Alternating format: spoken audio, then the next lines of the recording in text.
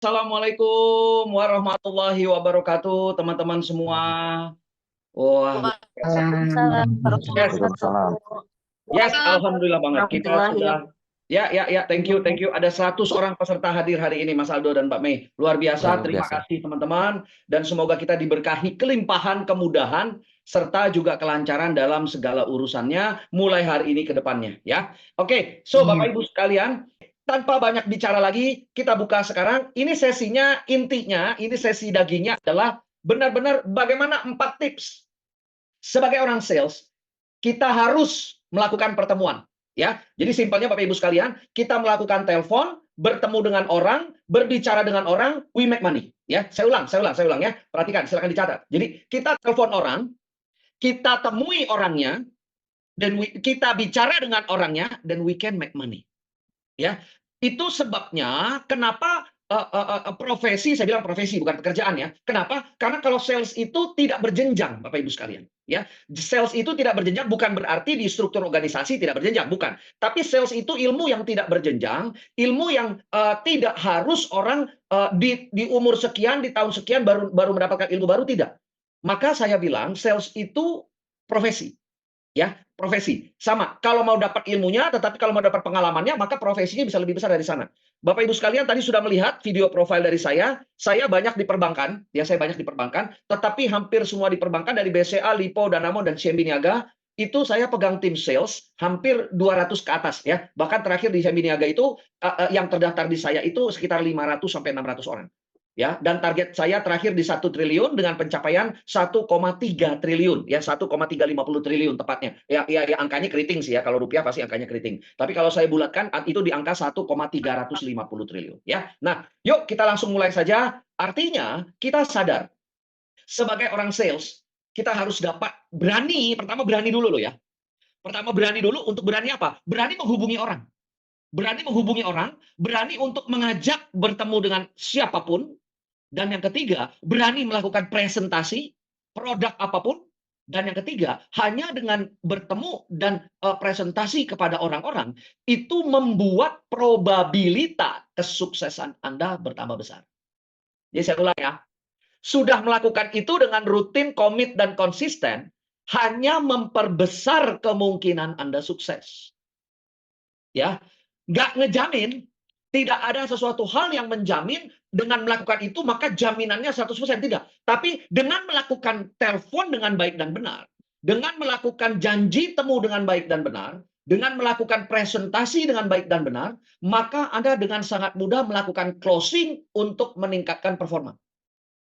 Ya, kalau dengan aktivitas itu saja belum menjamin atau hanya meningkatkan probabilitas, maka sebaliknya, tanpa aktivitas tersebut, maka probabilitas Anda sukses pun semakin kecil.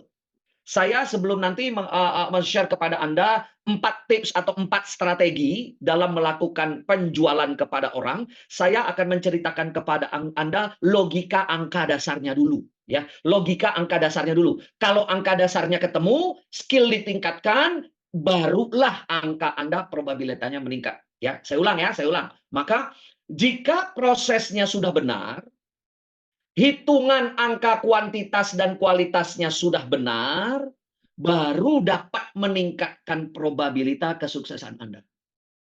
Ya, jadi tentunya bukan main asal ketemu orang. Pokoknya asal ketemu deh, Pak. Nanti kita kalau ketemu begini, kalau kita banyak ditolak seperti apa? Nanti kita bahas ya. Nanti kita bahas. Maka oleh sebab itu, tadi kita langsung buka. Ya, syarat pertama. Ya, silakan boleh di screen capture, boleh dicatat terserah. Syarat pertama is energy. Sebagai orang sales, sales yang hebat itu menunjukkan punya energi tinggi, bukan banyak bicara loh ya. Bukan banyak bicara, tetapi menggambarkan energi yang tinggi. Karena kenapa? Menurut Albert Einstein, everything is energy, energy is everything. Maka buat saya, ketika saya bertahun-tahun dari 98 sampai dengan 2012 saya resign, itu saya mimpin tim, saya interview tim untuk menerima tim masuk. Syarat pertama masuk tim saya, dia harus memiliki energi yang tinggi. Ketika present, dia tidak menggambarkan, mengilustrasikan, tidak terlihat memiliki energi yang tinggi. Itu sulit saya terima. Bukan saya cari pengalaman loh ya. Saya tidak cari pengalaman, saya tidak cari skill yang tinggi, tetapi yang saya cari justru lebih kepada energinya. Kalau energi sudah tinggi, energy is character, energy is attitude, energy is everything, because everything is energy. Nah, ini pelajaran pertama Bapak Ibu sekalian. Bagaimana saya berhasil usia 35 tahun mencapai target 1,350 triliun yang pertama dalam hidup saya di usia 35 dengan sekitar 500 orang direct sales, yang saya lihat adalah energi. Kalau Anda tidak memiliki pengalaman bagus, kalau Anda tidak memiliki skill yang tinggi, kalau Anda belum memiliki strata pendidikan, background pendidikan yang bagus, tetapi jika Anda memiliki energi yang tinggi, cukup buat saya dapat mengembangkan Anda ke depannya. Ya, cukup buat saya untuk mengembangkan Anda ke depannya. Energy is character, energy is attitude, cause energy is everything. Ya, jadi Anda punya skill, tapi Anda tidak punya energi, maka yang akan terganggu adalah will Anda, kemauan Anda. Kemauan Anda ada mentoknya. Jika Anda punya pengalaman tinggi, pengalaman banyak juga, tetapi Anda kurang memiliki energi, maka everything yang ada di universe ini tidak akan tertarik dengan Anda, tidak akan mudah Anda tarik untuk menjadi milik Anda. Ya, maka pelajaran pertama Bapak Ibu sekalian, kita mesti punya energi. Maka buat saya, Anda memiliki pengalaman yang banyak, Anda memiliki yang katanya kemampuan tinggi, jika Anda tidak punya energi, itu akan percuma. Tetapi jika pengalaman Anda kurang, ya kemampuan Anda kurang, Anda menggambarkan energi yang tinggi, maka sudah dapat dipastikan menurut Albert Einstein, ilmu fisikanya adalah you will have everything. Ya, you will have everything. Maka sebaliknya, kalau Anda tidak memiliki energi yang mumpuni, jika Anda memiliki dreams yang tinggi, saya tidak pernah mengajarkan orang memiliki dreams yang tinggi. Ya, karena kalau kata orang konon kalau mimpinya ketinggian jatuhnya sakit. Maka buat saya lebih baik modal utama Anda memiliki energi yang tinggi. Energi bukan cuma semangat, semangat salah satu turunan. Yes, semangat itu salah satu turunan dari energi. Karena Anda punya energi, maka kita selalu bersemangat. Kalau Anda punya semangat, Anda memiliki kesempatan lebih besar dari orang yang tidak memiliki semangat atau energi sebesar Anda. Itu dapat dipastikan, itu sudah dapat dipastikan. Karena menurut Albert Einstein, kita lihat, if you have energy, then you will have everything. Dan ini bukan filosofi menurut Albert Einstein. Ini merupakan ilmu fisika.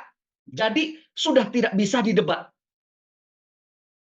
Saya kalau ditanya apakah lebih baik saya memiliki kemampuan dan pengalaman yang tinggi atau yang banyak dibandingkan dengan energi, saya lebih memilih energi. Ketika Anda memilih energi, maka segala macam sesuatu di universe akan bergerak ke arah Anda dan akan mudah digrab oleh Anda. Hanya masalah waktu. Itu energi. Itu energi. Maka kecenderungannya Bapak Ibu sekalian, kecenderungannya, ini kecenderungan loh ya, kecenderungannya, kenapa kejahatan atau negatif itu lebih mudah?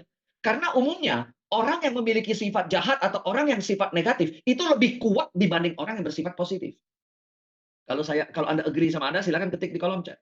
Ya, maka godaan itu lebih kuat untuk membuat kita belok ke kiri atau ke kanan dibandingkan untuk stay the same.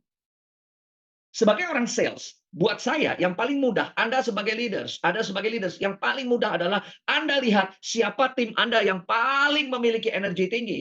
Dan itu tidak akan bohong, itu sudah proven, dan menurut Albert Einstein pun ini merupakan ilmu fisika. Ya, ilmu fisikanya apa? Ilmu fisikanya adalah karena orang yang punya energinya tinggi, orang yang berenergi tinggi pasti memiliki segalanya. Ya, you will have everything. Dan ini ilmu fisika, bukan filosofi. Jadi ini bukan idiom, ini bukan istilah atau segala macam. Nah, tetapi Bapak Ibu sekalian, tetapi ada tapinya nih. Manusia itu silakan Anda cari bukunya karangan Ludwig Sandstrom, judulnya adalah Breaking Out of Homeostasis. Ini buku saya pernah lihat itu udah lama sekali saya baca buku ini, ada di Periplus atau Books and Beyond. Kalau Gramedia saya belum pernah temuin karena memang ini buku tidak mengeluarkan versi bahasa Indonesianya. Ya, ini buku full versi bahasa Inggris. Walaupun bacanya terbata-bata, jadi ada buku dan sekarang ada teknologinya, ada Google Translate, saya gampang dengan mudah. Nah, Ludwig Sandstrom mengatakan, sekalipun itu sudah kita pahami bahwa energi yang tinggi itu merupakan syarat untuk manusia sukses, tetapi manusia itu menurut Ludwig Sandstrom adalah makhluk homeostasis atau homeostatis. Apa itu makhluk homeostasis? Ternyata Bapak Ibu sekalian, menurut buku ini dikatakan manusia atau makhluk hidup itu memiliki sebuah proses atau mekanisme otomatis. Ya, apa proses dan mekanisme otomatis itu? Untuk mempertahankan apapun yang sudah menjadi kondisi konstan agar tubuhnya kembali normal. Nah, di sini juga Ludwig Sandstrom mengatakan, otak manusia, pikiran manusia itu ternyata diciptakan bukan untuk sukses, tetapi untuk mempertahankan hidup dan menghindari dari hal negatif. Perhatikan Bapak Ibu ya sekalian ya. Jika Anda menemukan hal yang akan membuat Anda tidak nyaman, jika Anda menemukan sesuatu hal yang membuat diri Anda terancam, itu instinktif manusia sekali, instinktif makhluk hidup bahkan, mereka akan cenderung menghindar. Mereka akan cenderung menghindar dari hal tersebut. Nah, sukses itu ada di luar zona nyaman. Sukses itu di luar zona kenyamanan. Sukses itu ketika Anda setiap hari mengembangkan pribadi, mengembangkan kemampuan, sehingga keluar dari area zona nyaman. Nah, keluar zona nyaman ini ditangkap oleh manusia, oleh otak kita, bahwa kita tidak konstan. Menurut Ludwig Sandstrom, homeostasis. Langsung serta-merta, semua panca indera kita menjaga kita menghindari hal tersebut. Jadi Bapak Ibu sekalian, jika Anda menemukan suatu saat atau mungkin sering Anda temukan, diri Anda di antara malas untuk belajar, berkembang itu tidak nyaman, untuk melakukan aktivitas selling itu lebih banyak tidak nyaman. Karena kenapa? Semakin banyak melakukan aktivitas telepon untuk janji ketemu, kita akan menemukan semakin banyak penolakan. Nah, penolakan ini membuat Anda merasa tidak nyaman. Ya, penolakan membuat merasa Anda tidak nyaman, membuat Anda feeling insecure, dan itu alert dikasih tanda bahaya oleh tubuh kita bahwa Anda tidak nyaman. Maka hal itu akan secara refleks manusia kita akan menghindari. Kita akan menghindari, ya. Ya, oke. Bagaimana cara menaikkan energi yang turun, Mbak Sari Rameli? Nomor satu, Mbak, yang paling mudah, bergaulah dengan orang-orang yang menggunakan energi dengan cara positif. Kurangi dengan pergaulan orang yang menggunakan energi dengan negatif, ya, atau circle-nya itu dibenerin, ya. Mulai kurangi atau keluar atau singkirkan orang-orang toksik dalam hidup Anda. Dewasa sekarang, dewasa ini, toxic people bukan cuma dari teman, lingkungan terdekat pun itu dapat memberikan dampak yang sangat bahaya. Kadang-kadang dari lingkungan saudara, orang tua, kakak, adik yang toksik pun dapat mempengaruhi hidup Anda. So, toxic people, jangan berikan. Kemarin saya ketemu dengan salah satu senior saya, ya. Dan ini menarik loh ceritanya loh ya. Eh, Berapa lama saya harus menyingkirkan toxic people dalam hidup Anda? Kata dia bilang gitu ya. Ini benar, pertanyaannya benar loh ya. Kan kalau coach bilang, ini saya ketemu dengan salah satu coach lagi lebih senior dari saya ya. Coach, saya bertanya, kalau misalnya Anda bilang singkirkan toxic people itu dari hidup saya, seberapa cepat atau seberapa lama saya harus mengambil keputusan mulai mengurangi hubungan dengan toxic people? Lucu, apa jawabannya dibalik ke saya? Tergantung, lebih cepat mana? Keracunan apa Anda yang mati? Lebih cepat mana antara racunnya atau Anda yang mati. Jadi buat saya there is no excuse untuk toxic people ya. Karena energi kita, energi inti kita yang positif harus kita jaga. Ingat, di dalam dunia sales dari pertama pagi Anda sudah telepon, Anda sudah ditolak. Ingat, penolakan itu sangat dekat dengan orang-orang sales. Jika sudah itu Anda tambahkan dengan bergaul dengan orang-orang yang negatif, orang-orang yang menggunakan energinya secara negatif, Anda akan bayangkan seberapa cepat diri Anda tanpa Anda sadari sudah ada di dasar laut yang paling dalam. Saya lanjut dulu Bapak Ibu sekalian. Maka oleh sebab itu, masuk ke sales langsung. Kita lihat, kita coba nih ya. Saya langsung masuk ke sales. Saya ambil satu buku lagi Bapak Ibu sekalian. Kenapa saya lebih suka sekali dengan buku? Karena saya I love read books. Ya, saya suka banget baca buku. Saya suka banget baca buku. Karena mungkin ya kalau saya bicara muslim ya, saya muslim. Maka perintah yang tertinggi adalah ikro, suruh baca saya. Ya, ilmu tertinggi di agama Islam saya yang saya diajarkan dari orang tua saya adalah ikro, membaca. Apa Anda itu tergantung dari 7 sampai 10 buku yang Anda baca. Ya, kalau yang Anda baca negatif, maka energi yang Anda punya akan Anda gunakan dengan hal negatif. Di buku karangan J. Abraham. J. Abraham menulis buku dengan judul Marketing Genius. Ya, The Marketing Genius. Ya. Di dalam buku J. Abraham, Anda cari sendiri ya, J. Abraham siapa, cuman sedikit saya kasih clue, sekitar tahun 2010, harta yang teraudit milik J. Abraham sekitar 9,4 billion US dollar. Maka sempat beliau di dalam buku di majalah apa di luar bisnis menobatkan beliau adalah the 9.4 billion US dollar man katanya ya. Oke, kita lihat buku karangan orang kaya. Saya bilangnya begitulah ya. Buku karangan orang kaya. Sales merupakan sebuah proses menurut J. Abraham. Sales merupakan sebuah proses. Balik lagi, kalau saya kembali ke buku Ludwig Sandstrom, proses ini syarat dengan ketidaknyamanan. Ya, proses syarat dengan ketidaknyamanan. Karena kenapa? Saya harus melakukannya secara komit dan konsisten setiap hari, tetapi tidak ada satupun atau tidak ada hal-hal apapun yang dapat memastikan proses yang saya lakukan akan menghasilkan hal yang positif. Hanya sampai maksimum meningkatkan probabilitas saja. Maka ini sudah merupakan sebuah tantangan. Kalau saya tabrakan antara buku J. Abraham dengan buku Ludwig Sandstrom. Baru 2 buku aja, dan buku ketiga adalah karangan dari Albert Einstein. Ini udah jelas. Ini udah syarat dengan penolakan, syarat dengan kegagalan menurut saya. Dan ini tidak nyaman. Berapa dari kita yang mau mengikuti proses? Berapa dari kita dan tidak sedikit dari kita yang katanya seorang leader, seorang pimpinan di organisasi, tetapi hanya mengharapkan hasil akhir. Kita kembali ke J. Abraham. Sales adalah sebuah proses dan proses itu dapat diukur. Perhatikan ya Pak ya. Sales adalah sebuah proses dan proses tersebut dapat diukur.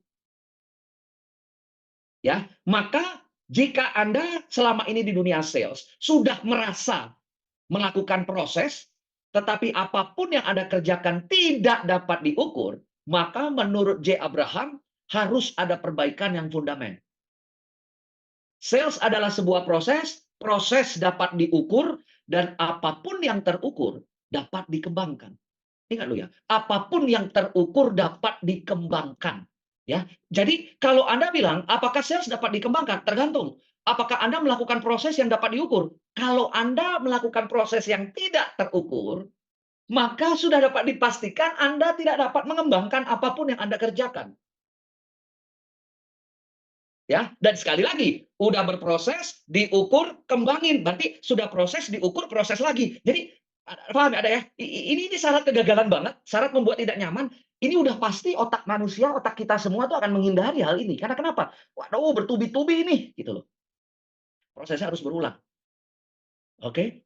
Lalu, maka jika Anda belum mencapai performa Anda tertinggi, yang harus Anda lakukan adalah ukur prosesnya, bukan cuma hasil akhir.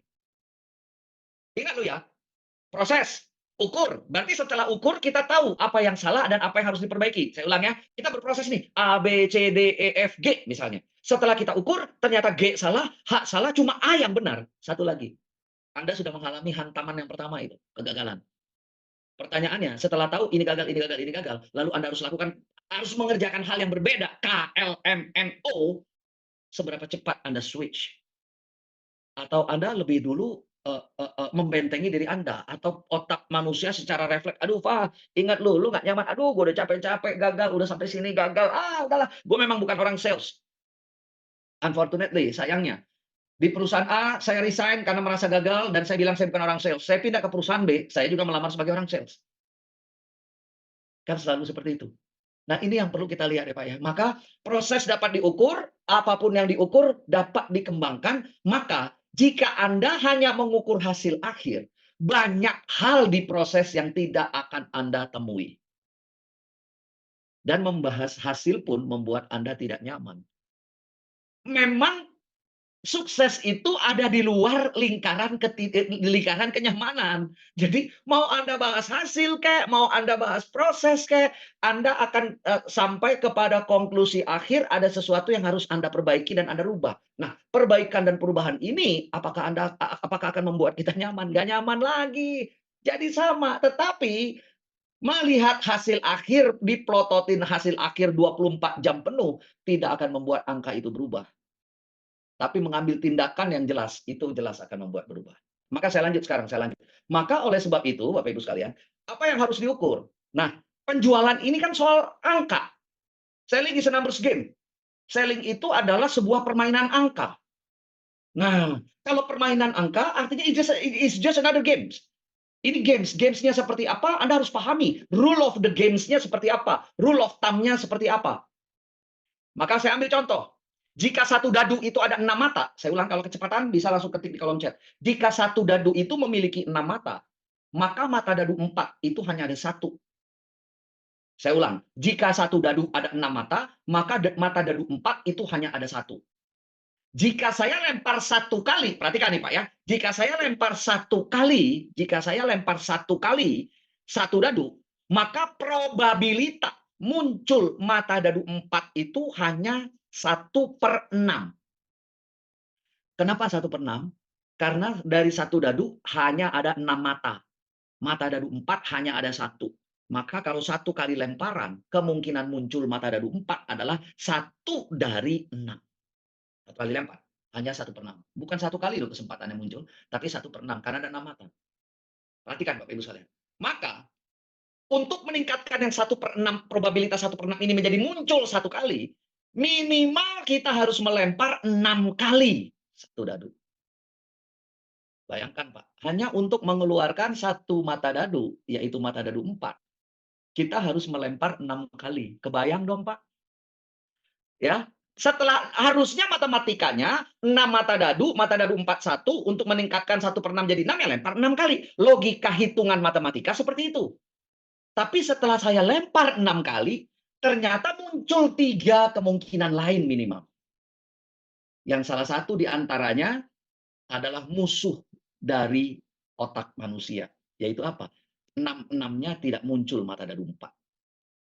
Anda mulai merasa tidak nyaman, Anda mulai merasa tidak enak, Anda mulai merasa kesel, 6-6-nya nggak muncul mata dadu 4, otak manusia Anda langsung bekerja dengan sebagaimana mestinya loh ya, tidak ada yang salah dengan itu. Udah nggak usah lempar lagi, ngapain sih lempar lagi, udah tahu gagal, coba-coba lagi 6 kali. Otak manusia karena Anda tidak nyaman. Kecuali kalau Anda menerima, oh ini proses, bukan nyaman tidak nyaman. Kalau Anda terima, kalau kita terima itu merupakan sebuah proses, maka otak manusia tidak akan menangkap itu suatu hal yang bahaya.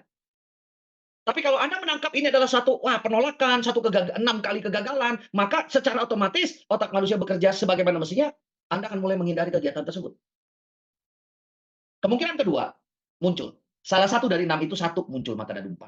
Dan lihat kemungkinan ketiga, ada kemungkinan 6-6-nya muncul mata dadu 4. Balik lagi, pikiran Anda hanya bekerja sesuai dengan perintah Anda seperti apa. Walaupun dasarnya dibentuk untuk melindungi manusia, tetapi maka beda manusia dengan makhluk lain, manusia diberikan hati nurani. Ada hati yang dapat mengerahkan pikiran, karena di dalam dunia sales, logika dan perasaan pasti akan selalu menang perasaan, bukan logika. Saya ulang, di dalam dunia sales, apa yang saya alami adalah perasaan itu selalu akan dapat mengovercome logika. Nanti akan saya sampaikan di dunia sales pun terjadi seperti itu, ya. Maka saya kembali langsung ke sini ya. Nanti untuk yang di chat silakan ketik aja dulu di kolom chat, nanti saya akan kembali. Saya selesaikan dulu sini. Maka kalau satu dadu 4 mata dadu 4 ingin saya keluar minimum satu kali, minimal saya harus melempar 6 kali. So, satu Bapak Ibu sekalian, sebelum saya lanjut, di saat ini Anda sudah mulai harus memutuskan bahwa apa yang pikiran Anda akan lakukan dan putuskan berdasarkan perintah Anda. Karena mengikuti kodratnya, Anda pasti akan terhindar dari ketidaknyamanan. Itu sudah kodratnya. Tetapi takdir dapat kita rubah. Sebelum sampai dengan takdir itu kita masih bisa melakukan hal itu. Nah, itulah kita diberikan hati nurani kita untuk kita bisa maju terus, ya. Maka di dalam dunia sales kita lihat, bicara sales funnelingnya ada data, data di telepon untuk ajak bertemu, maka muncul sebuah pertemuan. Ingat Bapak Ibu sekalian, saya mau menceritakan sedikit tentang definisi call menurut saya. Selama saya dari tahun 98 memimpin tim sales sampai dengan hari ini, saya masih pimpin tim sales. Call itu definisi saya adalah Anda telepon satu nomor dan bicara langsung dengan yang bersangkutan. Ingat loh ya, bicara langsung dengan yang bersangkutan itu call. Jadi kalau telepon tidak sambung, telepon tidak diangkat, telepon salah sambung, orangnya sudah meninggal, itu belum call. Call itu adalah telepon dan nyambung bicara dengan langsung yang bersangkutan. Itu call. Nah, tujuan call ini kita bicara, saya nggak ngomongin soal telesales, nanti kita akan bahas. Yang saya bahas adalah direct sales. Telepon Anda untuk membuat janji bertemu. Telepon Anda untuk membuat janji temu, maka muncullah sales funnelingnya, yaitu daftar nama, ditelepon, bicara langsung dengan bersangkutan, ajak bertemu, namanya visit. Dan visit ini sama dengan lemparan dadu. Semakin banyak dadu dilempar, semakin besar probabilitas muncul mata dadu yang Anda inginkan. Visit juga sama. Semakin banyak visit Anda lakukan, semakin besar kemungkinan Anda akan mendapat closing. Tetapi ingat dua sisi mata uang dari visit. Sisi mata uang dari visit yang pertama adalah semakin banyak visit, probabilitas closing makin besar. Tetapi sisi mata uang visit adalah semakin banyak visit, semakin banyak penolakan. Sama bukan? Kembali lagi, homeostasis, Ludwig Sandstrom. Anda akan hindari hal ini. Call makin banyak, visit kemungkinan besar. Tapi sisi lainnya, call makin banyak juga akan makin banyak penolakan. Sekarang pertanyaannya, Anda mau apa? Oke? Nah, closing, hanya dengan closing, maka Anda akan dapatkan upsell, cross-sell, ataupun mendapatkan referensi dari customer existing Anda. Dan inilah disebut dengan sales funneling. Selalu muter seperti ini. Walaupun di berbagai macam industri mungkin tidak sesimpel ini, tapi kalau Anda lihat, industri apapun, produk apapun, Anda tetap harus telepon, ajak ketemu, visit, presentasi, closing. Satu saja aktivitas dari sini Anda tidak kerjakan, maka semua rangkaian siklus ini tidak akan efektif. Hitungannya dulu ya, hitungannya dulu baru nanti skill-nya. 4 tipsnya yang saya akan ajarkan ke Anda. 4 bahkan saya kasih bonus 1 tips nanti ya. Saya kasih jadi ada total ada 5 ya. Maka leads, call, visit, closing, di closing Anda bisa upsell, cross selling maupun minta referensi dari customer Anda. Nah, sampai di sini dulu Bapak Ibu sekalian. Apakah Anda sudah memahami bahwa semua aktivitas sales itu syarat dengan penolakan, tetapi juga di sisi lainnya adalah syarat dengan mendekatkan kita kepada kesuksesan. Ini beda tipis. Jadi permasalahannya bukan aktivitasnya atau apanya. Tadi benar, tadi ada salah satu peserta kita bilang ini soal mentality. Yes, I'm agree. Dari mana bentuknya mentality? Anda harus paham. Kenapa mental itu terbentuk? Karena memang otak manusia diciptakan untuk melindungi Anda dari semua ketidaknyamanan, ketidakpastian, dan rasa kecewa. Tapi ketika perasaan yang mulai mengovertake Anda, ini yang baru Anda bisa lakukan. Maka Anda diberikan 2, bukan cuma otak, bukan cuma pikiran, tapi juga perasaan. Anda harus dapat menggunakan dengan baik dan efektif di situ. Ya, mulailah dari sini agar logika kita mulai menerima. Karena kenapa? Otak manusia harus terima dulu, Pak, baru perasaan bisa kita kontrol. Kalau otak manusia kita tidak dapat masuk terima logikanya, sulit untuk membuat hal yang kita harus lakukan, kita akan lakukan. Ya, maka otak manusia harus masuk dulu. Maka dari proses ini, aktivitasnya adalah call dan visit. Call dan visit. Maka oleh sebab itu, proses dan aktivitas ini harus dihitung berdasarkan rasio. Ketika bicara rasio, maka akan membicarakan kuantitas dan kualitas. Berapa jumlah call-nya, berapa jumlah visitnya, kuantitas. Berapa yang dihasilkan dari aktivitas call menjadi visit, berapa aktivitas visit yang dibutuhkan untuk mendapatkan satu closing, itu disebut dengan kualitas. Maka kuantitas itu menggambarkan berapa jumlah call dan visit yang diperlukan. Rasio merupakan kualitas dari setiap aktivitas baik call ataupun visit. Dan ini dua akan menggambarkan Anda situasi dan kondisi yang sebenarnya. Jadi permasalahan Anda di mana?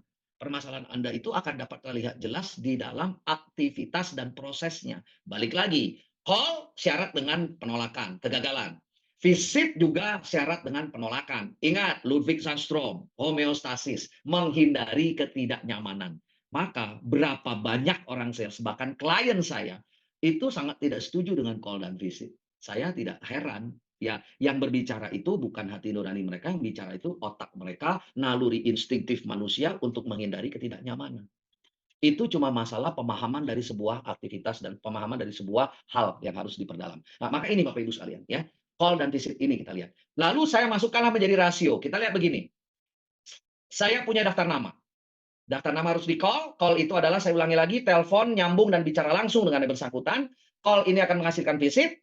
Visit akan menghasilkan closing. Ini very simple-nya. Ini funneling yang sangat simple. Dan ini yang intinya, bukan simple. Ini yang core-nya intinya. Kalau di teman-teman yang bekerja di perbankan, khususnya di bagian lending, tentunya ada proses approval, disburse, pencairan, segala macam. Tapi itu bukan proses penting. Proses approval maupun proses disburse tidak akan ada kalau tanpa ada ada kegiatan aktivitas call dan visit. Oke? Jika saya punya 10 nama, yang nyambung dan bicara langsung 5, yang call 5. Dari 5 yang call, yang berhasil ditemui 3. Dari yang hasil ditemui 3, yang mau closing 1. Ini udah syarat dengan ketidaknyamanan.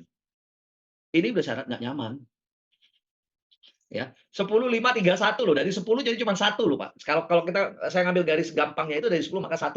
Tetapi perhatikan, proses ini harus diukur menurut J. Abraham. Ya, proses harus diukur. Karena dengan mengukur proses, maka kita dapat mengembangkan hasil. Ya, proses harus diukur. Perhatikan Bapak Ibu sekalian, proses harus diukur. Dan mengukur proses merupakan awal dari melakukan pengembangan kemampuan. Bisa ikut ya sampai sini ya. Maka Perhatikan, mulailah muncul saya di sini. Ukurannya, ini bukan ukuran, ini bukan ukuran. 10.531 bukan ukuran, ini hasil akhir. Bapak Ibu sekalian, bedain ya. 10.531 ini hasil akhir. Ini hasil akhir, bukan proses, bukan. Dari 10 daftar nama yang berhasil di call 5, 5 berhasil 3, kan berhasil 3, maka cuma 3. Maka yang namanya mengukur proses itu adalah seperti ini. Nah, misal saya punya target 1,25 M satu bulan. Nah, ini mulai ukuran nih. Ini baru mulai ukur. Nanti akan lihat. Yang target, ada lihat di sebelah kiri ada target, ada rasio. Target itu adalah hasil, rasio itu adalah ukuran. Ya, maka nanti kalau saya pertanyakan ke Anda, apakah Anda dan tim sudah melakukan ukuran? Nah, ini yang saya maksudkan. Jika rata-rata customer membeli produk atau layanan dari saya itu 100 juta per customer, perhatikan 100 juta per customer, maka saya membutuhkan 13. 13 ini hasil akhir. 13 ini hasil akhir, tapi 100 juta merupakan proses. Dari 13 untuk mendapatkan satu customer yang 100 juta, maka saya membutuhkan 25% success rate. Ketemu 4, dapat 1. Ketemu 4, closing 1, nah saya target 13. Maka saya harus visit kepada 52 orang. Anda ikut ya pahamnya. Kalau kurang paham, kecepatan, ketik di kolom chat, coach, coba diulang coach gitu ya. Kalau enggak, saya jalan terus. Dari 52 pertemuan, maka saya harus hitung berapa telepon yang harus, berapa call yang harus saya lakukan. Kalau dari histori saya, itu setiap 10 telepon yang nyambung, hanya berhasil 1 yang saya ajak bertemu, maka saya cuma appointment ratio 10%. Maka saya memiliki tanggung jawab 520 telepon nyambung dan bicara langsung untuk mendapatkan target 1,25. Nah, yang rasio dan average volume ini disebut dengan ukuran. Yang 520, 52, 13 adalah hasil akhir. Bisa ikut? Teman-teman, Bapak Ibu sekalian, semoga nggak terlalu cepat. Maka kalau saya bagi dengan waktu 21 atau 22 hari kerja karena ini target sebulan, saya hanya harus, nah ini proses. Karena kenapa? Ini adalah 23 call hasil rasio. Dari aktivitas yang wajib dibagi jumlah hari kerja. Kalau sudah ada 2 komponen yang dibagi, itu rasio, namanya kualitas. Maka saya harus melakukan 23 calls per hari. Maka yang paling penting Bapak Ibu sekalian, pertanyaan saya, mohon dicatat. Apakah Anda sudah mengukur angkanya? Ingat loh ya, ukuran. Yang ukuran itu bukan yang 520, 52, 13, 1,25. Yang ukuran adalah yang persentase. Maka kalau Anda sudah dapat mengukur, Anda dapat mengembangkan. Nah, ada pertanyaan. Coach, kalau WA boleh nggak? Sekarang saya tanya. Ya, tadi saya bilang, kalau 10 saya dial nomor telepon, ya, saya bisa prediksi berapa yang angkat. Sepakat nggak Pak? Kalau sepakat, acungin jempol Pak. Kalau sepakat aja ya. Kalau saya dial 10 nomor, kira-kira 1-2 yang angkat ada. Angkat lu ya. Halo, bisa bicara dengan Ibu Mei? Ya, saya sendiri. Itu dulu deh, itu udah call. Masalah dia marah atau enggak urusan nanti. Yang penting tanggung jawab saya adalah selesai dulu call. Nah, pertanyaan saya, kalau WA, saya lempar, saya broadcast 100 WA. Perhatikan, saya broadcast 100 WA. Bisa Anda prediksi, 1, berapa yang centang 2, berapa yang centang 2 jadi biru. Bisa Anda hitung nggak? Ya, logika aja lah. Nah, tapi balik lagi, berarti boleh nggak? Boleh. Kalau cuma boleh atau tidak, boleh. Silakan. Mau WA, mau SMS, mau apapun, terserah. Tetapi ingat J. Abraham, hanya yang terukur yang dapat dikembangkan. WA boleh, tapi jangan jadikan prioritas. Kalau buat saya dulu, tim saya, bilang aja takut ditolak, bilang aja males, makanya lebih maunya WA. Gitu. Bapak Ibu sekalian ya. Nah, kalau WA, 1000 WA, saya masih berharap-harap cemas. Pertama ya, bahkan centang 1 ya, terkirim dari saya. Dari centang 1 berubah centang 2. Dari centang 2 centang biru. Dari centang biru tunggu dibales. Tapi kalau telepon, ya saya telepon ringing, nyambung. Udah nyambung. 50-50 diangkat sama tidak. Kan begitu. Oke, saya lanjut sekarang. Maka oleh sebab itu, nih kita lihat nih, ini udah ukur ya Pak. Saya buktikan ke Anda. Kalau sudah saya ukur, maka saya dengan sangat mudah, kalau saya mau meningkatkan 3 kali lipat. Nah, ini langsung nih Pak nih. Kalau saya mau meningkatkan hasil saya 3 kali lipat, maka logikanya kalau hasil saya naik 3 kali lipat, insentif yang saya terima 3 kali lipat. Maka karir saya akan tercapai 3 kali lipat lebih cepat. Logika kan begitu. Lihat ya, dengan bagaimana mungkin dengan 23 call yang sama. Jadi saya melakukan kegiatan sama, kerjaan sama, tapi hasil saya bisa 2 kali lipat. Bisa ikut sampai sini ya. Mungkin nggak saya tanpa harus lembur, tanpa harus mengerjakan yang tadinya ya kan sebelumnya kan 23 call nih, dapat 1,25. Dan saya bilang, nanti saya akan kasih tahu ke Anda. Saya mau kasih tahu ke Anda, dengan melakukan aktivitas yang sama, dengan waktu yang relatif loh ya, sama, Anda bisa ada kemungkinan 3 kali lipat pencapaian atau 3,6 M. Kita lihat, kalau skill Anda dalam melakukan janji temu meningkat 20%, sebelumnya hanya 10%, hanya meningkat 10% ya, perhatikan ya Pak ya. Berarti di proses itu Anda meningkat 10% untuk janji temu. Sebentar. Ini biar Anda tahu nih. 10% dan 20% bedanya begini. Kalau saya telepon 10 orang, nyambung. Tadinya kalau 10% cuma mau satu yang mau diajak, yang ngangkat dan mau diajak ketemu. Sekarang jadi 2. Bayangin ya Pak, cuma dari 1 naik 20%. Ya, dari 10 ke 20%. Perhatikan nih, dari 10 ke 20% loh ya. Saya nggak minta lebih kok. Lalu pertemuan juga sama. Dari sebelumnya adalah 25 naik jadi 35. Jadi di appointment naik 10%, di pertemuan naik 10%, di closingnya naik 10%, lihat angkanya berubahnya 104 dan 36. Customer-nya, target market nggak usah dirubah. Anda biasa masuk ke kelompok masyarakat yang seperti itu, kelompok market yang seperti itu, nggak usah rubah dulu deh. Maka hasil Anda 3,6, 3 kali lipat. Ingat loh ya, ini notabene, ingat, relatif waktu yang dikerjakan juga sama, relatif yang dikerjakan aktivitasnya juga sama. 23 call tetap 23 call. Lalu apa yang berubah dong, Pak? Yang berubah cuma satu, kita menjadi lebih pintar. Otaknya yang jadi lebih pintar.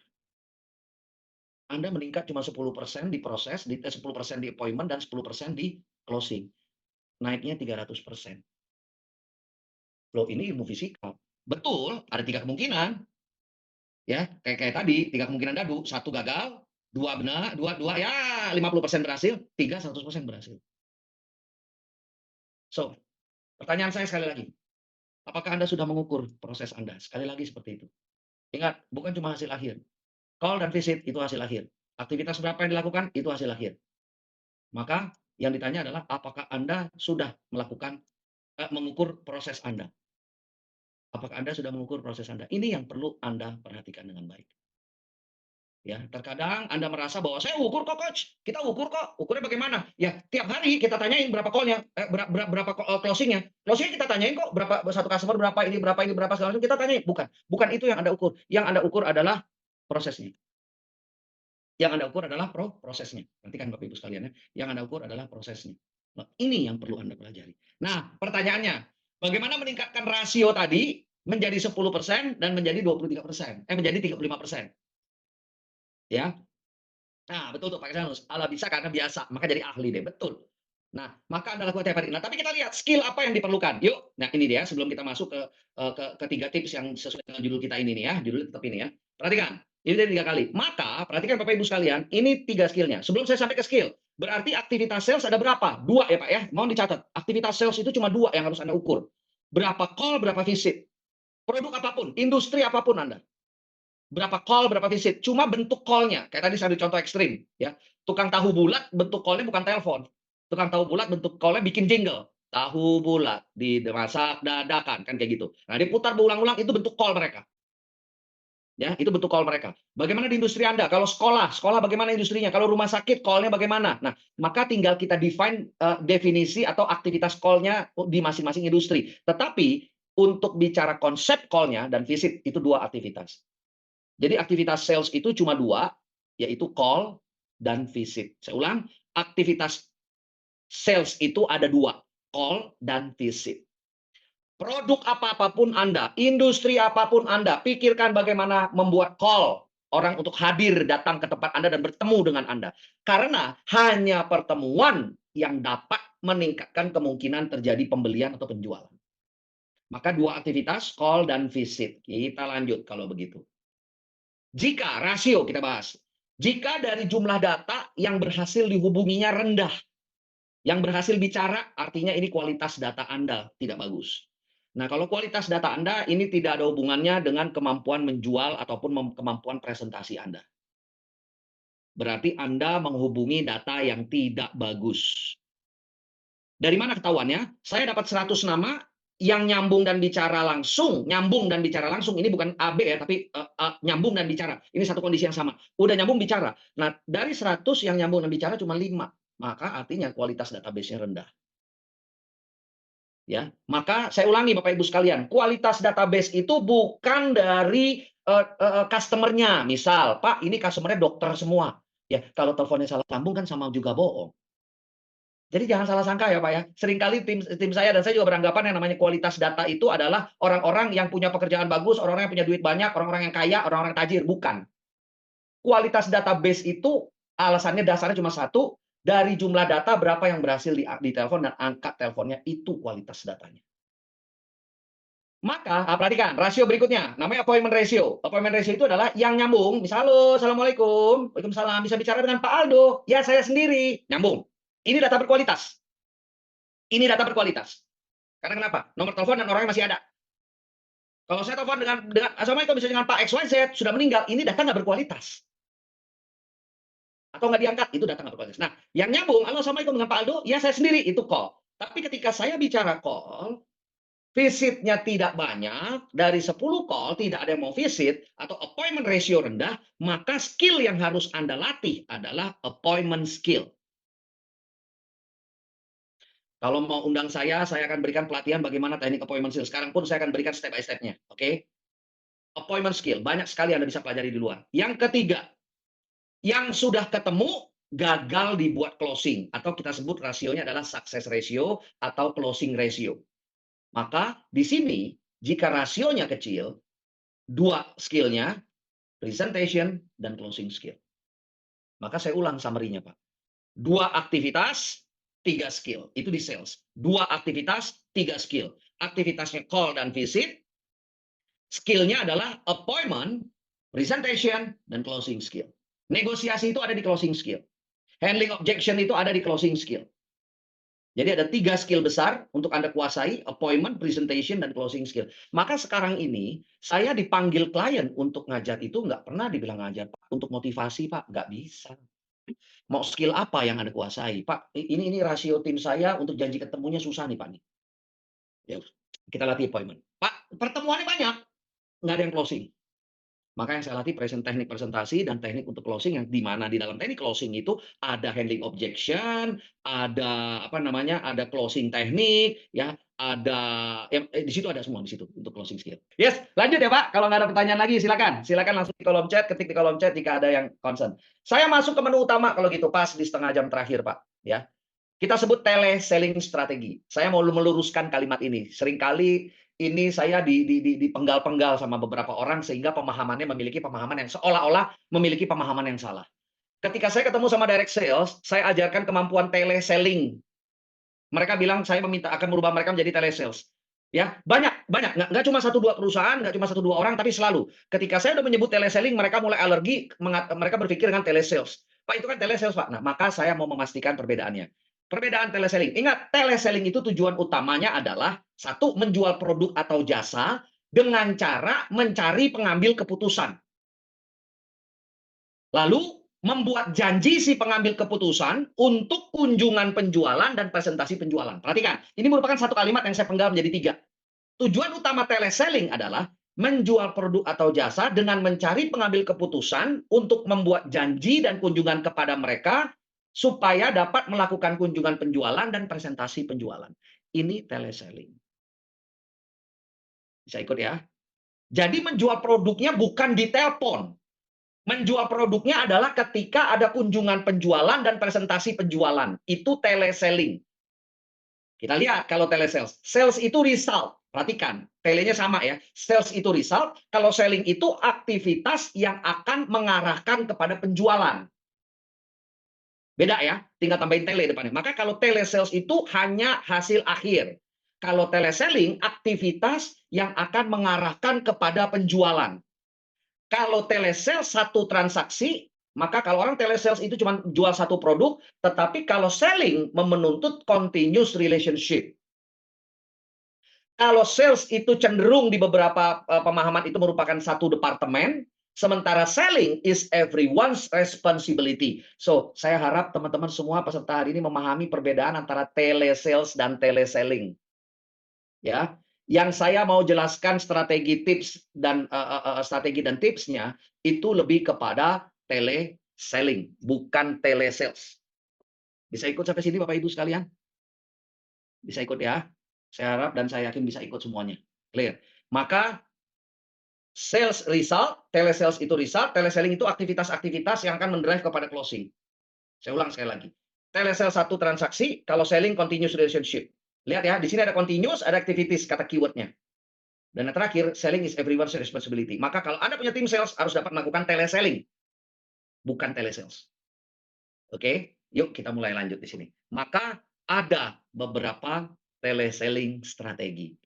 Ada yang namanya one call close, ada yang namanya one call appointment, ada yang namanya two call selling, ada yang namanya three call selling, dan yang terakhir adalah kirimin surat dulu, telepon untuk closing. Nah, ini bukan satu-satu ya Pak ya, tapi ini sambung menyambung. Jadi telepon pertama itu kita berusaha untuk closing. Ketika telepon pertama tidak bisa closing, maka kita ajak mereka bertemu. Tidak sedikit pada saat mengajak pertemuan, customer memaksa untuk meminta mengirimkan informasi terkait dengan produk kita. Maka kita akan terpaksa mengirimkan satu hal informasi, nanti akan saya sampaikan apa yang sebaiknya dikirimkan. Lalu kita ada telepon yang kedua. Telepon pertama tadi mencoba closing tidak jadi, langsung mencoba untuk janji ketemu juga tidak jadi karena minta dikirimkan sesuatu, maka di antara kita telepon kedua ada kita kirim sesuatu, maka terjadi two call selling. Ada telepon keduanya, Pak, melanjutkan pembicaraan kemarin, saya sudah mengirimkan quotation yang Bapak butuhkan, nah itu two call selling. Pas dikirimkan quotation itu, ternyata dia bilang bahwa istrinya atau suaminya minta bunganya atau tenornya atau produknya atau paketnya itu dirubah ke paket A dari paket A ke paket B. Maka akan ada telepon ketiga setelah mengirimkan revisi quotation. Maka disebut dengan three call selling. Nanti saya akan jelaskan satu persatu. Nah, di antara ini semua, ada orang, ada industri yang sebelum melakukan one call close, one call appointment, two call, dan three call selling, mereka mengirimkan surat penawaran secara acak random kekirim ke beberapa orang. Jadi sebenarnya nomor 5 ini adalah nomor 1 sebenarnya, tapi ini adalah perputaran. Jadi mereka kirimkan dulu suratnya semua penawaran, baru mereka lakukan percobaan one call close, nggak berhasil, ajakin ketemu, minta dikirimkan dokumen, lakukan two call selling, dokumen yang dikirimkan minta direvisi namanya three call selling, nah ini muter. Kalau three call selling masih ada perubahan, nggak ada four call selling. Kalau udah revisi 2 kali, lari naik ke poin 2, one call appointment. Pak, itu sudah revisi yang kedua. Begini saja deh, kita bertemu saja bagaimana. Langsung lari ke call appointment. Kalau masih nggak jadi, stop, telepon customer yang lain. Bisa ikut ya Pak ya? Oke, ikut. Kalau ikut, saya lanjut. Kalau enggak, saya kasih waktu beberapa detik untuk nyalakan speaker agar saya ulangi dulu kronologisnya.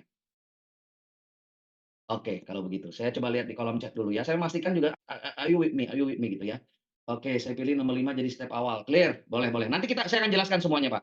Coach, saya mau tanya, kalau kita kirim permohonan meeting kepada seseorang, sedangkan kita belum pernah berkomunikasi, apakah itu langkah yang salah? Ya, nggak salah. Kan memang harus call dan visit, Bu. Ya, Bu Sari Ramli ya. Nggak salah. Kita telepon untuk ajak ketemu. Ya. Pertama percobaannya kita telepon untuk closing. Tadi Pak kalau saya lihat rangkaian 5, Pak Krisdanus milih kirimin surat, one call closing, one call appointment, two call selling, three call selling. Jadi jalanin itu prosesnya. Ya. Justru memang harus ketemu. Karena ingat, kita bukan teleselling. Bukan telesales, sorry. Kita bukan telesales. Ingat loh ya, kita bukan telesales. Kalau Anda bertanya dalam kapasitasnya telesales, Anda harus telepon tanpa ketemu closing. Tapi kalau teleselling, Anda hanya closing melalui pertemuan dan kunjungan presentasi. Two different things, two different things. Dan saya tidak sedang mengajarkan telesales, saya sedang mengajarkan strategi teleselling. Jadi teleselling ini aktivitas seorang direct sales dalam melakukan penetrasi ke pasar. Nah, lengkapnya begitu. Oke, clear? Saya lanjutkan sekarang detailnya. Ya, saya lanjutkan detailnya.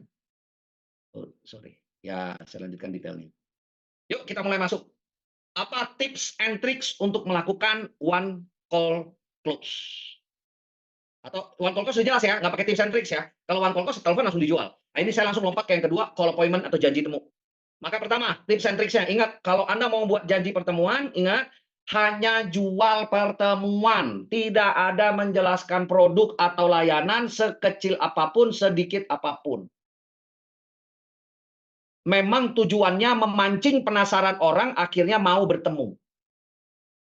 Ingat loh ya, niatnya appointment, tapi giliran dipaksa orang, ya jelasin dulu dong. Ada jelasin. Jadi produk kita itu Pak gini gini gini. Kalau gitu nanti dulu deh. Nah, padahal kita belum selesai menjelaskannya. Akhirnya maksa lagi. Bapak kan belum dengar penjelasan saya. Orang nggak ada yang nganggur ya seharian untuk dengerin telepon dari kita ya. Perhatian-perhatian ya. Ya, jadi jangan ada ngerasa GR bahwa ada orang duduk di depan telepon sehari-hari untuk nungguin telepon dari kita dan mendengarkan penjelasan dari kita. No. Maka kalau appointment aja jual appointment. Ya udah deh, nanti nanti aja kalau begitu Pak. Saya nggak mau kalau belum dijelasin. Oke, kalau begitu Pak. Terima kasih. Nanti saya telepon balik. Tutup, telepon lagi nak customer berikutnya. Nomor berikutnya.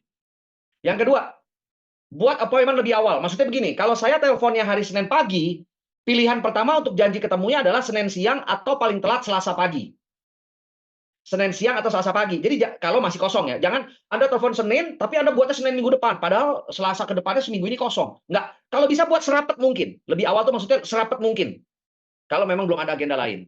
Lalu yang ketiga, ingat ini appointment call. Bukan menjelaskan produk atau layanan di telepon. Begitu Anda keucap menjelaskan layanan produk dan layanan produk atau menjelaskan produk atau layanan, itu Anda mencoba untuk menjadi telesales.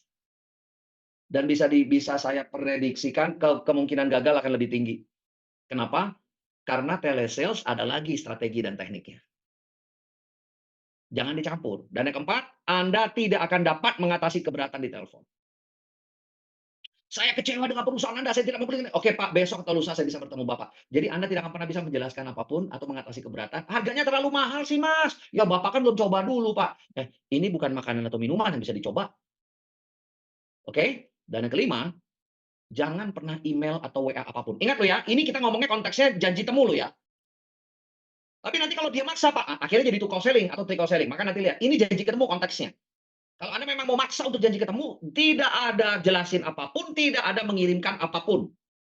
Karena di nomor 5, begitu Anda mengirimkan penawaran list price list Anda udah masuknya jadinya ke two call selling atau three call selling. Beda. Beda. Ya, maka jangan email apapun. Lalu yang keenam, hubungi semua nama yang Anda punya daftarnya, konsisten dan komit melakukannya. Berapa banyak? Ya, saya bilang tim saya dulu, direct sales saya, itu kurang lebih 30 call per hari. Ya, dia maksa, kalau nggak dijelaskan, kalau nggak dikirim apapun, nggak mau ketemu, tutup, ganti telepon berikutnya. Karena ingat, ini appointment call. Tapi kalau terpaksa banget Anda mengirimkan sesuatu, artinya Anda langsung ganti strategi, langsung switch to call selling. Nanti saya kasih tahu to call selling seperti apa. Oke? Lalu yang kesembilan, rekam kalau bisa. Rekam dan buat report untuk mendapatkan rasio tadi. Ya ini stay positif. Energinya tetap dijaga. Maka kalau dia tidak mau sebelum ditolak, ya udah Pak, minggu depan kami akan hubungi Bapak kembali. Kalau memang benar-benar Anda mau cetok paksanya nyoba di appointment call gitu ya. Karena ini skill ya, ini skill. Appointment call itu skill. Oke, sampai di sini ini appointment.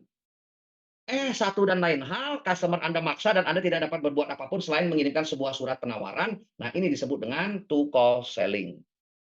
Maka telepon pertama seperti yang tadi dilakukan untuk appointment dan kualifikasi, di antara telepon pertama dan kedua, tadi telepon pertama itu niatnya mau one call close sama call appointment ya. Terus Anda kirimkan satu dokumentasi namanya to call selling jadinya. Nah, kirimkan surat brosur, surat penawaran untuk telepon satu dan kedua. Untuk apa? Menguatkan pembicaraan awal, mengingatkan tentang telepon kedua, maka di surat itu bukan dikirimkan price list. Catat, bukan mengirimkan price list. Tapi yang Anda kirimkan adalah offering letters. Oke? Nah, ini kondisinya. Maka kita lihat. Telepon yang kedua, kurang lebih seperti ini singkatnya. Saya kasih contoh skrip bahkan. Sesuai informasi dari awal dari Anda, John, Anda sedang membutuhkan produk atau layanan A. Seperti tertulis dalam proposal awal kami untuk perusahaan Anda, sehingga mencari alternatif solusi dari kami. Apakah benar seperti itu? Maka kita lihat, apa yang dilakukan to call selling tetap lari ke appointment call. Maka tujuan kami menghubungi Anda kembali hari ini adalah sesuai janji ingin membicarakan terkait pengajuan penyediaan produk atau layanan tersebut. Apakah Anda ingin kami siapkan hari ini atau besok? Sampai sini, Pak. Oke, ini to call selling telepon yang kedua. Ternyata di telepon yang kedua customer minta dirubah jangan 100 unit, saya mau 50 unit aja Mas, atau dari 100 jadi 150 unit. Maka di antara telepon kedua tadi Anda kirimkan, ada second up follow up letter atau ada surat penawaran yang baru, ya kita lihat untuk mendapatkan order. Ini step by step-nya saya kan tidak bahas detail. Yang butuh materinya langsung hubungi ke NQA ya. Gunakan professional folder. Nah, ini nanti step by step saya tidak akan bayar, tetapi saya akan jelaskan adalah script-nya. Maka telepon ketiga udah harus closing. Telepon pertama Anda minta 100 unit, telepon kedua surat yang penawaran kedua Anda minta 150 unit. Jadi Pak, Bapak mau belinya, Bapak mau beli di 100 unit sekarang atau minggu depan? Nah, sampai di sini Bapak Ibu sekalian. Terakhir, yang tadi Pak Kristanus tanya, kalau saya mau mail first dulu Pak, dikirimkan dulu. Ingat Pak Kristanus khususnya, yang karena sudah mulai tertarik dengan dikirimin surat dulu baru ditelepon. Keberhasilan kegiatan ini dari pengalaman saya itu tidak kurang lebih hanya sekitar 5%. Kurang lebih hanya sekian persen, 5%. Maka ini harus di-combine menjadi pertemuan, appointment, atau to call selling dan three call selling. Jadi harus disambungin, Pak. Kalau cuma kirim, telepon mau closing, nggak, ini kecil angkanya. Tapi kirim, telepon, berusaha closing, nggak bisa ajak ketemu, minta penawaran to call selling, minta perbaikan penawaran, three call selling, minta perbaikan lagi, call appointment. Modelnya begitu. Ya, nah, ini kondisinya. Nah, ini beberapa hal yang perlu diperhatikan. Sip, ada yang mau ditanya Bapak Ibu sekalian? Saya ke kolom chat sebentar. Jadi ingat ya, sebelum saya kolom chat, saya bahas kolom chat, saya bahas dulu. Jadi ada one call close, telepon pertama Anda coba untuk closing, ternyata tidak berhasil, nggak apa-apa, dicoba, nggak dosa juga sih nyoba ya. Anda coba, tidak berhasil, Anda janji ketemu, minta surat penawaran. Kalau maksa lo ya, kalau tidak ada pilihan lain, baru Anda kirim, tetapi yang Anda kirimkan adalah offering letters, bukan kompro. Ya, offering letters. Kalau cuma mau menginformasikan kompro, bisa mereka minta kirimkan aja link website Anda, mereka bisa lihat sendiri. Ingat, Anda sales, bukan CS yang menjelaskan tentang kompro. Makanya disebut dengan surat penawaran atau offering letter. Ketika janji ketemu nggak mau, terpaksa mengirimkan offering letter, maka ditanya, oke Pak, saya akan kirimkan. Bapak tertarik produk kita yang A atau yang B, Pak, sebelumnya? Bisa kirim yang B deh, Mbak. Oke, yang B. Bapak butuh 100 apa 200 unit? 200 unit. Oke, Pak. Segera saya kirimkan via WA ke nomor ini, Pak. Untuk produk B 200 unit. Betul seperti itu ya, Pak? Betul. Kirimkan surat penawaran, offering letter. Ya, di surat penawaran itu baru Anda statement di situ surat penawarannya bahwa Anda akan menghubungi kembali mereka. Nah, surat penawaran ini maka ada two call selling, three call selling. Nah, sampai di sini saya akan bahas untuk kolomnya. Ya, ya. Oke, so Bapak Ibu sekalian, ini akhir dari sesi kita karena sudah jam setengah 12 juga. Saya tidak mau menghalangi waktu weekend Anda. Semoga kita dapatkan banyak manfaat dari sesi ketemu pagi ini ya. Oke, sebelum saya tutup, saya kembalikan ke Mas Aldo. Wabillahi taufik wal hidayah. Assalamualaikum warahmatullahi wabarakatuh. Waalaikumsalam Waalaikumsalam warahmatullahi warahmatullahi. wabarakatuh. Terima kasih, Coach. Oke, baik. Terima kasih luar biasa Coach Alpa ini kita semua terhipnotis ini untuk materinya luar biasa. Iya, nggak berasa waktunya. Baik, baik. Baik, ini kita masih bisa sesi tanya jawab Coach atau bagaimana? Enggak, udah langsung tutup aja Mas. Udah setengah 12 Oke, juga. baik. Izin Bapak Ibu, saya izin closing untuk webinar pagi ini. Diinfoin yang mau materi sama itunya Mas Aldo.